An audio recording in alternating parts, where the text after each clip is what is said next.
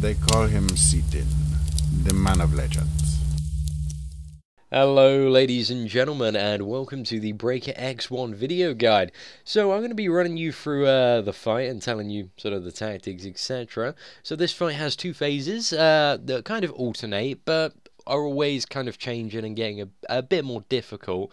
So this is the first phase, which I'll call the boss phase, where essentially you need to nuke the boss, and it starts off you need to get the boss to 90% as fast as you possibly can, and then as you can see he casts his breakdown, he turns into a kind of cylinder, gemmy blue cylinder, and all these ads will start spawning. So at the same time these ads are spawning, you'll also see portals are spawning, and 5 of them spawn. And what you want to do is you want to have 5 people assigned to go in the portal. So you want a tank, 3 DPS, and also a Chloromancer to go inside of the portal. And I'll cover what to do in the portal actually later on in this video. But for the sort of first things, what you'll have is you'll have various ads that you've encountered in the trash, such as tacticians, venomancers, and also I believe they are called champions. The champions cleave, the venomancers fire bolts at people and also encase people in crystals, and the tacticians do a rather nasty range cleave and are very annoying to get hold of on the aggro.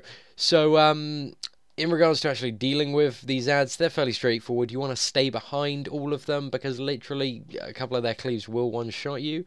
So the Venomancers don't have any cleave, it's just the champions and tacticians. You want to ensure you're behind. The thing we're nuking at the moment is a golem.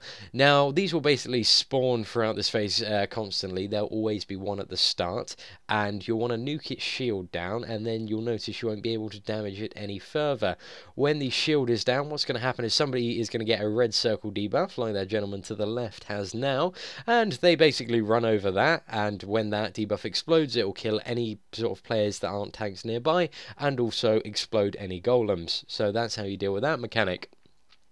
So we're going back into the boss phase of the encounter, and as you can see at the start as well, the raid is split off into 2 groups. So this is because there is this yellow snacking meteorite mechanic, which basically deals about 200,000 damage shared between however many players are in that radius, and leaves a debuff on you for 15 seconds, meaning if you get hit by another meteor, you take around, I believe it's 1,000% increased damage from it. So basically, if you get hit by 2 meteors in a row, then you are dead, screwed. And this pretty much acts as a tank swap mechanic as well, because what's going to be happening is, you know, what the tank on our group taunts and we get the meteor, and then the other one taunts and they get the meteor, and vice versa. That just goes back and forth for pretty much the entire duration of the fight.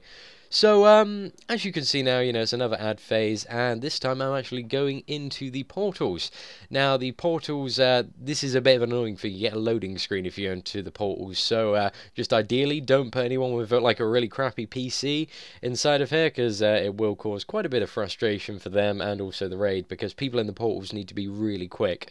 So, as you can see, we need to nuke this ad down, which has 4 million health, and as soon as this ad dies, then we can then the ads stop spawning outside, and Plane Breaker X1 becomes active again, and you can carry on with the fight.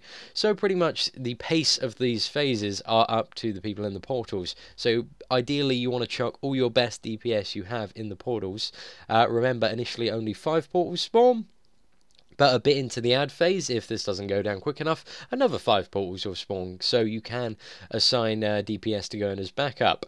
But also be aware, when you do enter a portal, you get a 3-minute debuff, meaning that you cannot enter another portal for 3 minutes. This means that basically, you know, you need to alternate groups for the portals. So, you know, group 1 went in first, and now it's me and group 2 going in. So we finish off that ad. There is a lot of AoE healing in the portals, so literally Chloromancers need to be top of their game. As you can see, we're actually using 2 warrior tanks for this fight, just due to the massive AoE heal they have. I believe it's called Life's Rapture, and that can pretty much support the raid right at the end of the damage when it's getting really high and unmanageable for the healer, and pretty much manage to carry you through to the end of that, and so everyone can make it out safe. Because if you die in a portal, it's not terribly good. I mean, you can be rezzed, you get ported outside, and can quite easily be rezzed, but you know, ideally you do want to avoid as many deaths as humanly possible. So after the second portal phase, as you'll notice, these big sort of cones of fire begin to spawn. Now, standing in one will pretty much deal about, I believe it's now 10k damage per second that you are actually standing in it. So, basically, you don't want to be standing in it. You want to move as fast as possible out of them, and also, you know, reposition yourselves. So, what you need to do is agree beforehand what way your groups are going to move and how you're going to react when fire spawns, because ideally your groups want to sort of mirror each other. As you can see, you know, our group's sort of trying to mirror theirs at the moment. I'm not going to lie, our kill was a tad sloppy, so you can see, you know, even without super perfect tactics, how this can be done. And, you know, just get the general idea of it. Also, during that the second sort of nuking phase, the proper nuking one, you're going to have one of these golems spawn. So when you enter the second phase, you're going to have 2 golems up, which can be a bit of hassle to deal with. And also, if you don't deal with the golems fast enough, they just get bigger and bigger and bigger and start pulsating AoE damage and also hitting the tanks like an absolute truck. But in all honesty, if you just focus their shields down as soon as they spawn, you should have absolutely no problems. So in terms of priorities in this phase, the main thing is ensuring that the shields are down on the big golems in time for when somebody gets the big AoE, so that they can, you know, just explode the golems and get it over with. So on the final ad phase, there is actually, the ad in the middle actually has 6 million health, which is pretty much impossible to do for a group unless, you know, you have super gear. So what you want to do is you want to send, you know, as many people as you can in when the next set of portals spawn. So I believe we sent about 3 people in, but you also want to be aware that you do need to manage the ads outside and, you know, ensure you have enough DPS to kill them and break the shields on the golems before you get the AoE. So there is, you know, a lot to manage with the DPS. It will take a few tries to get used to it and figure out who's doing what, but that's something that can be, you know, fairly expected in any encounter. And yeah, so this guy goes down shortly, and then it is on to the final phase of Breaker X-1, which is pretty much the same as the other nuke phases, apart from there is an added mechanic of a radioactive meteorite, which I'm just going to quickly go on to explain. So, jump down, go back on the boss. Everyone needs to quickly stack up. Now, the key to the last phase, really, is just making sure your groups, whatever happens, because basically when he throws down this green meteorite, which you're going to see in just a moment, it knocks back the group. So you'll want to make sure your raid can not only reposition themselves, but they can also stack up. So, actually standing inside of this green AoE that the meteorite has doesn't really do anything. So it's largely suggested that you actually completely just ignore them and just get on with the fight. Now, they shouldn't deal any damage when they explode.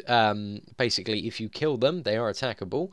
They explode and deal loads of damage, but if you don't kill them, then ads spawn, and the ads pretty much, they don't really do anything at all. So you can literally just leave those crystals and then the ads will spawn and you can just ignore them. See those little sort of gooey things to the left?